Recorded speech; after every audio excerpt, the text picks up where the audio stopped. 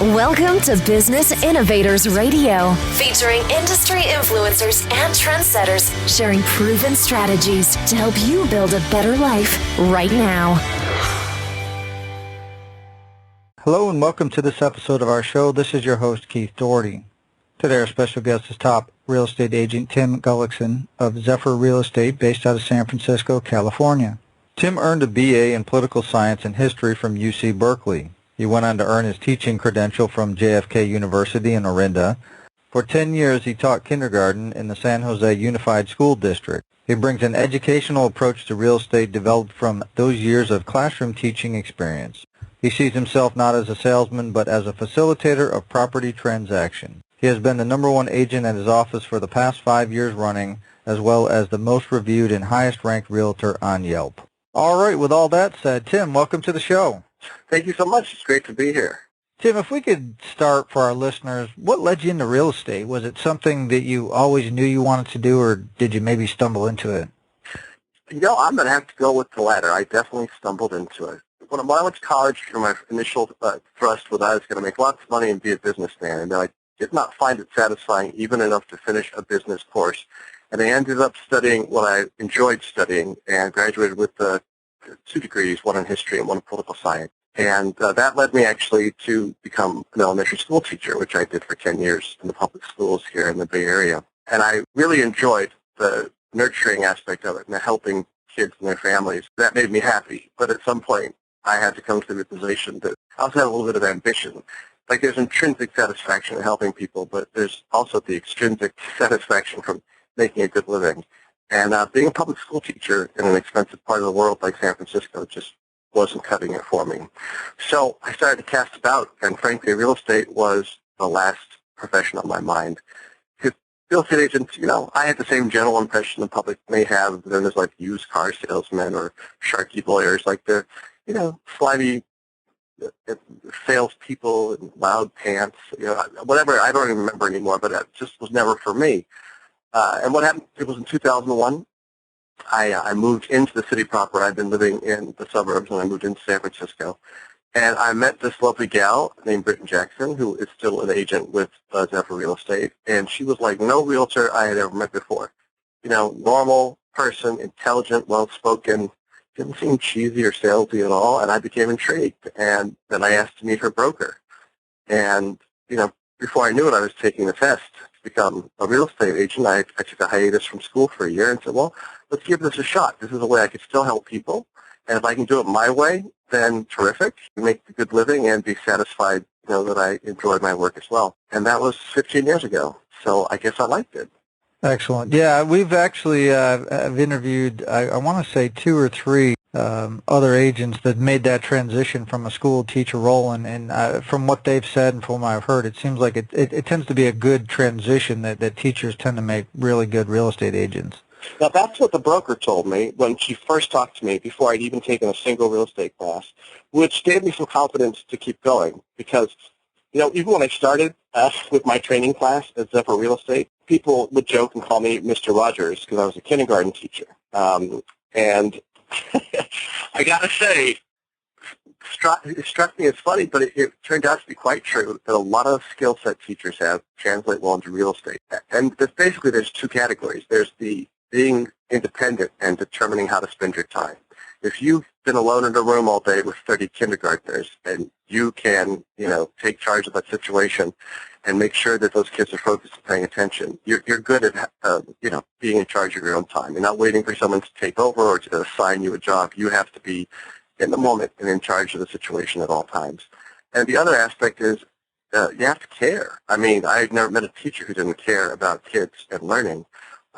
There are some real estate agents, not many, but there are some that, you know, don't care and really come off as self-centered, and I think they do themselves a great disservice, and their clients, you know, aren't going to return to them. If you can demonstrate a true interest in your clients as human beings, both for the process of real estate, but just generally, you know, that's a really good aspect of character to have for this job because it's a lot of stress, and they spend a lot of time with these people, and they really look to you to give them good advice. So if they feel like you care about them, they're going to trust you more. You don't pull the popsicles and lollipops out, do you, and say, now if you sign the contract, I'll give you... Here's a gold star. You did it. You signed. Here, yeah. But, everybody has something to learn. And in kindergarten, I had pretty much mastered my own ABCs and light colors and shapes. So it wasn't that was the interesting part of the job. I already knew the curriculum.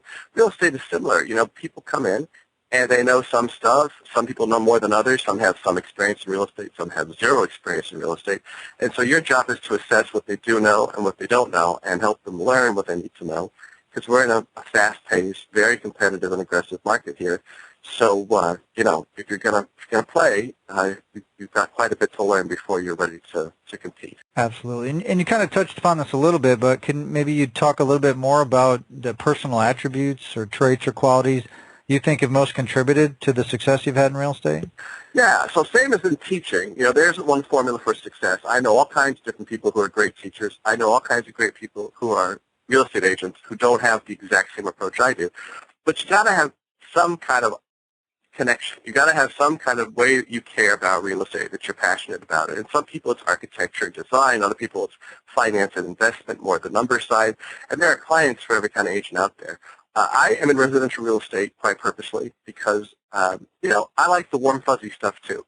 So I got to be able to do an analysis. I think you have to be an analytical and fact-based, evidence-based. So when you tell somebody your opinion of the house's value, you can show your work. You don't just pull a number out of the air. You can actually say, here's the similar homes in this neighborhood that have sold and how they compare to the house we're thinking about putting an offer in. This is why I think it's worth this amount of money.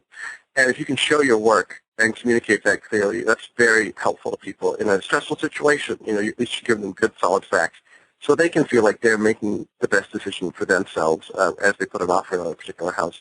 And the warm and fuzzy stuff is important too. They're people, and they're busy, and they have families and lives and jobs that keep them. You want to make sure that when you're contacting them, you have something to say. You're not just contacting them to shoot the breeze, that you always respond to questions and inquiries that they have in a timely manner, and you never leave them hanging. They leave you a voicemail and email, always get back to them the same day, and being attentive and customer service driven, thinking about the client first. That, I think, is the most important thing. And you do that naturally with 5-year-olds in a classroom because they need it so obviously. Sometimes, we have really accomplished, well-off professionals that are our clients here in San Francisco, and you can forget that everybody needs some amount of hand-holding and guidance in this process, not because it's so complex, but just because it's not their wheelhouse. You're the one who's the expert in the field. So that's why I always say I am not a salesperson. There's nothing wrong with being a salesperson, but that's not what this gig is. I'm a facilitator. I'm like a project manager that people hire for the project of either selling or buying a property for themselves. And, I don't make the decisions. I'm really clear about that, but I am the eyes and ears. I'm the person who gives them good information and context so that they can make the best decisions for themselves in buying or selling their property. Yeah, I like what you said there. Obviously, we mentioned it too in your opening bio there about being a facilitator, right? That you're not a hardcore, NLP using kind of psychology to trick people into doing kind of deals. You're like, hey, here's the facts. You're an adult. I'm an adult. Here's the facts. Here's the situation. Here's what we can do. Here's the benefit. The pros and cons, and you kind of let them make a decision. You let them choose, and you're not really pushing them any which way, and you're not focusing, but you're saying, okay, here's what we have. Let's make a decision that makes sense for everybody. Yeah, and as long as you're upfront about what your approach is, I think you'll find the right clients. Not every client that interviews me to sell their house or to help them buy will choose me, and I'm not offended or hurt by that. There are a lot of great agents that they can choose from, and you got to get that right personality fit. But I'm really clear what my approach is to folks, and if it works for them, then great. Because, the best part about being a realtor is I essentially have my own business, and so I get to do it my way. And that's not about necessarily being in control of anything, because, I have a bunch of bosses. Every client is a boss. But it's about deciding for myself, where do I get satisfaction from this, and how is it going to work for me? And I know agents who just farm a particular neighborhood or part of town, and that's what they want to do, or they have a price point minimum. There's nothing wrong with that. That's great, because that's what brings you satisfaction. For me, it's all about the relationships with the clients. And so I end up following clients to areas I haven't worked in before. Well, then I'll figure it out. If I've never written an offer in Oakland, which I wrote my first offer like 12 years ago, I figure out the paperwork and the customs and add that to my area of expertise, because if I don't know something but I have a client that I'm going to investigate I'm going to find out. I'm going to get the best answers I can for them.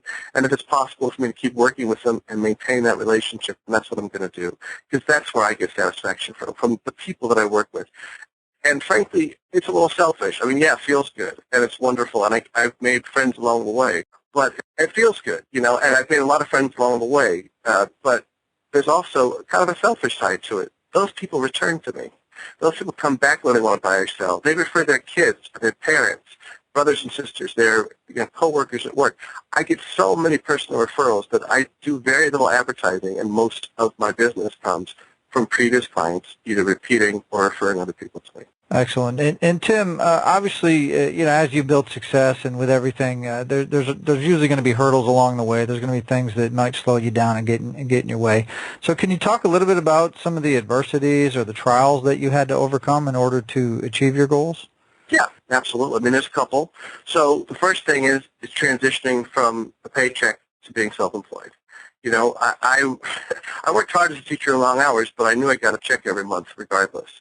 When I started real estate, not only did I have to buy different kinds of clothes than I wore as a teacher, and business cards and A-frames and all the stuff, all the classes, the licensing fees, they cost money, and then you have to still live while you're not going to make money. I was lucky that I had 2 transactions in my first 6 months of real estate.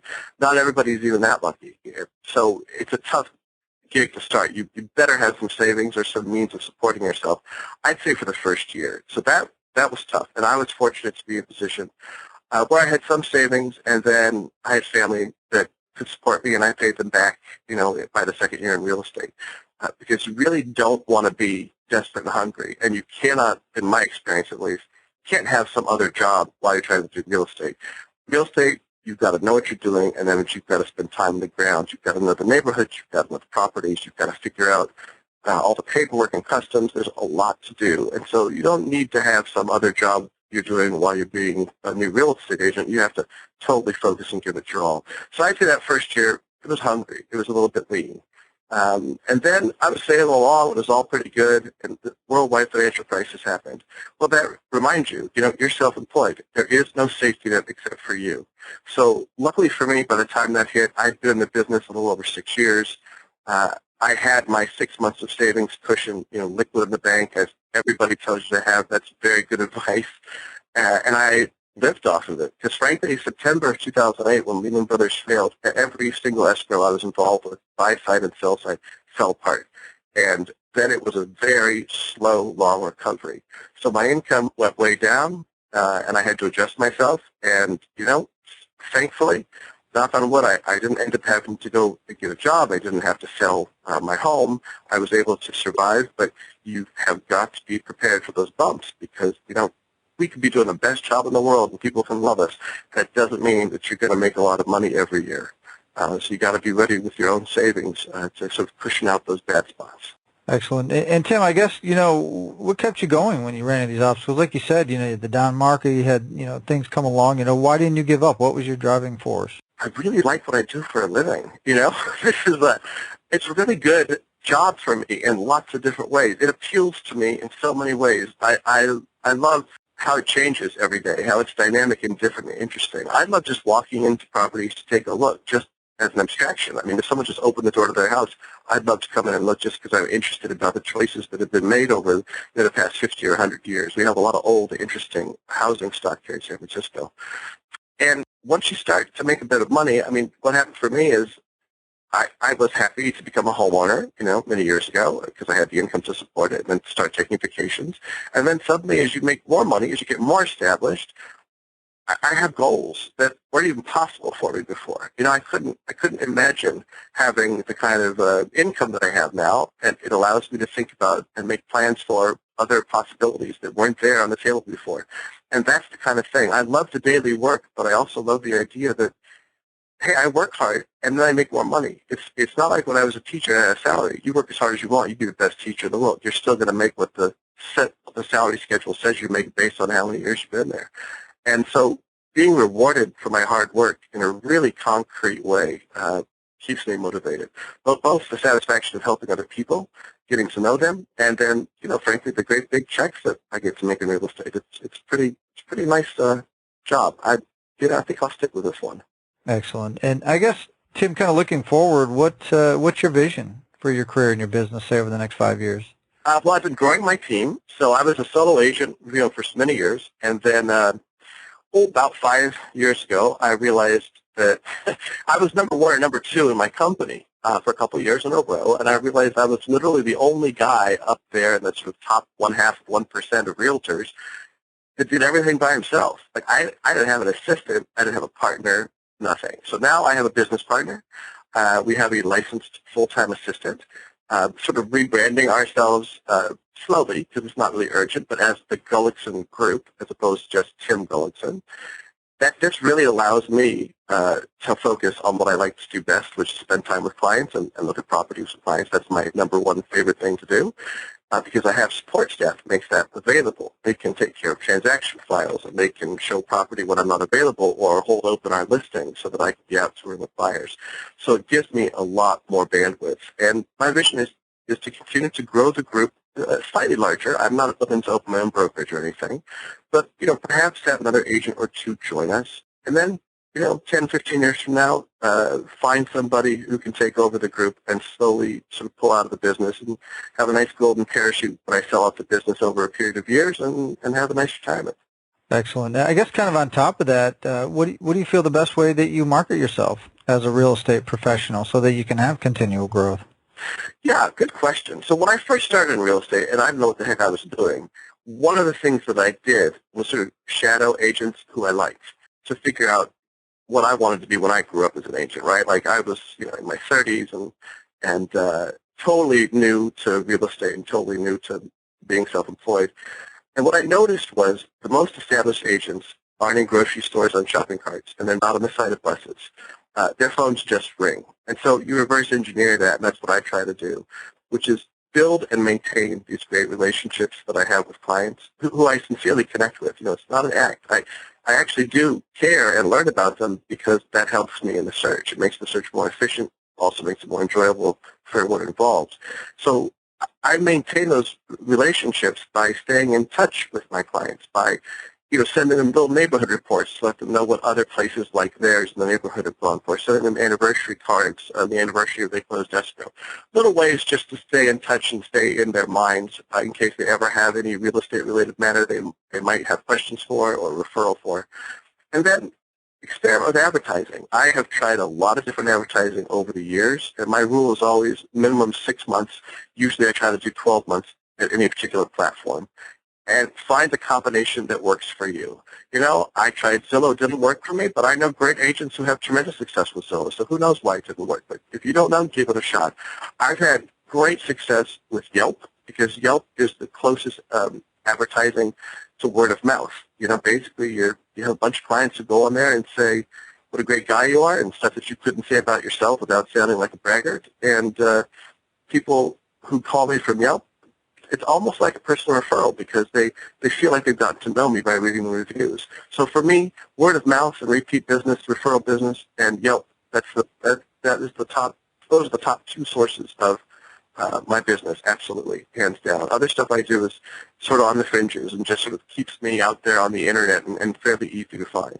Excellent. And I think, Tim, when it comes to real estate agents, I think you kind of mentioned this earlier. When you first got started, there was this, bad taste in your mouth, the used car salesman, the snake oil kind of stuff. Yeah. That perception. And I think, it still exists a little bit in the marketplace I think especially when it comes to buyers or when sellers, they're thinking, I'll just put a sign up. It can't be that hard. What are they really doing for me? Right. So what do you think the biggest misconception or myth let's say that sellers have about working with a real estate agent? I think that sellers, when they're sitting down and figuring out how much money they're going to make, and they're paying the commissions, they're paying the transfer tax, they're thinking, wow, this jerk shows up for a couple of Sundays, dressed up pretty for 2 hours and makes a ton of money. That's not fair. They're not adding value to this. Well, I can tell you, I wouldn't do this job if I didn't think I was adding value. I mean, I think there's satisfaction in this job, not just pushing paper or taking pretty pictures. And I've seen it because I'm also a buyer's agent. And I'll tell you, the best deals my buyers have ever gotten are for sale by owners. We don't have a lot of those in San Francisco, but when I see a FSBO, I jump on it because sellers never know the true value of their property. They never know how to market it or how to time offers, and they always sell for well below what they could have gotten if they'd hired an agent. A good listing agent will give you advice on how to prepare the house, how to disclose everything about the property, how to market and price it. That's how you're going to maximize how much you're going to get for it. And I've seen it time and time again. It'll cost you 10, 15, 20% on your sales price if you try to sell your home on your own. So that 5% commission and transfer tax, so maybe your total cost of sale is about 6% on average in San Francisco. You're going to make that back and more if you have a professional realtor on your side to guide the process from start to finish. You'll also avoid lots of legal and liability issues that potentially can happen when there are people involved who don't have the right expectations, who haven't been prepared properly for what the process is going to be like. Part of accepting an offer, or I should say part of a seller deciding which offer to accept, is advice from and input from their real estate agent. A bad agent who writes a bad offer, you're not just making a judgment based on their personality. You're basing it on, hey, this guy is a mess. He wrote a terrible offer. Clearly, his clients, the buyers, aren't going to have gotten good advice and a good, sort of preparation for this process. Let's see if we can get the number 2 price from a super professional, experienced agent who wrote a great offer. Let's see if we can get them to come up. That way you get the best of both worlds. You can have the best price, and you can have a nice, easy transaction that's more certain to close. That's the kind of value that you can add all along the way that may seem invisible to the seller, but it's very real. Excellent. And Tim, let's say you get a call from a family member or a friend, and they're in another state, and they want to sell their home. Obviously, with your experience and your knowledge, and probably with your network, you could look somebody up, you could do some research, you might even be able to make a referral. But from a general advice standpoint, what advice would you give them about selecting an agent that could best serve their needs, kind of how you talk about you serve your clients? What would you tell them to look for? Well, I would definitely tell them, whether they're buying or selling, they need to interview at least 3 agents. And I always tell this to people who come interview me. They should do that too, because you want to make sure that they've sort of seen what's out there and made sure they've made the best selection for themselves. Anytime you're getting a service nowadays, I don't care whether you're going to Yelp or Angie's List, or you're asking everybody at work on a bulletin board, get some personal references. Get some people who've worked with that particular realtor who can tell you about what they're like, and find agents that have enthusiastic clients. Interview those people. And, it's going to come down to a gut check. If you are asking questions and the realtor you're interviewing is evasive or doesn't give you the kind of answers that you'd like to hear, then move on. I think sometimes clients think, well, this is just how it is with real estate. My prejudices, my expectations about them have been fulfilled by this particular agent, and he or she is rotten, but that's what you have to put up with, and then they tolerate it. Absolutely not true. So many fantastic professionals, I'm confident, in any market in the United States. You just have to find them. And they may not be the fanciest, the ones that you see the most advertisements for. That doesn't matter. They only have to sell your one house and pay attention to a good job for you. So it's not about flash and presentation necessarily. You want to look for someone who really answers your questions, makes you feel confident, and explains the process in a way that makes you feel like they know what they're doing. Excellent. And Tim, obviously you're based San Francisco area. Is that the general area that you would cover if somebody needs real estate services? Right. So I'm based in San Francisco, and I'd say about 90% of my business is within the city. But we're a small city, and so I do also work south of the city in the San Mateo County, northern San Mateo County. Also across the Bay Bridge in the East Bay, Oakland and Berkeley. I lived in Oakland and Berkeley for many years during college and after. I went to UC Berkeley there in the East Bay, and so I already knew the neighborhoods pretty well. But every county has slightly different customs and different forms they use. Not that hard to figure them out. Once you've done that and you can talk the talk, then you can do a good job representing buyers and sellers there, because the local agents, will understand that you're competent and knowledgeable. So basically, San Francisco and the immediately adjacent towns, I think, would be a fair way to describe where I work.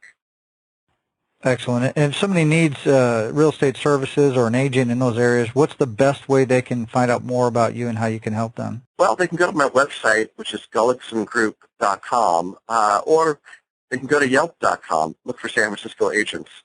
And if you click on the button that says, highest rated or best rated, so that you can organize the hundreds of great agents who are on Yelp, luckily I do appear in the top of both of those because I've been the number one rated agent on Yelp for the past 6 years with a number of reviews and in 5-star rankings. So that's a great way for people to get introduced to me and see if what my clients are saying makes it sound like I'd be someone they'd want to work with. Excellent. Well, Tim, obviously we want to thank you for taking time out of your schedule to come here today and share all of your professional real estate experience with all of our listeners. And if you're listening and you want to learn more about Tim, obviously you can go to his website, like he said. Also below this interview, we'll have a link to his site and any other contact information we have so that you can check Tim out and see if you guys would be a good fit to work together. So with that said, everybody, until our next show, have a great day, and we'll talk to you soon. Thanks so much. Great being here. Thanks for listening to Business Innovators Radio. To hear all episodes featuring leading industry influencers and trendsetters, visit us online at businessinnovatorsradio.com today.